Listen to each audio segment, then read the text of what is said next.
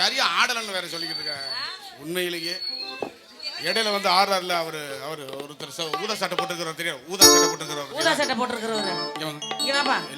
எல்லா மேடையிலும் இல்ல எல்லா மேடையிலும் நான் அறிமுகப்படுத்துவது உண்மை. ஏன்னா குடும்பத்துல எப்படி வேணாலும் இருந்தாலும் மேடையில வந்து உண்மையிலேயே இவரோட தங்கச்சி இந்த பொண்ணு இருந்தாலும் அதெல்லாம் மீறி செய்யறாருன்னா அது கலையோடைய ரகசியம் என்னது பெருமையோட இன்னும் அதை விடலையா நீ? விடல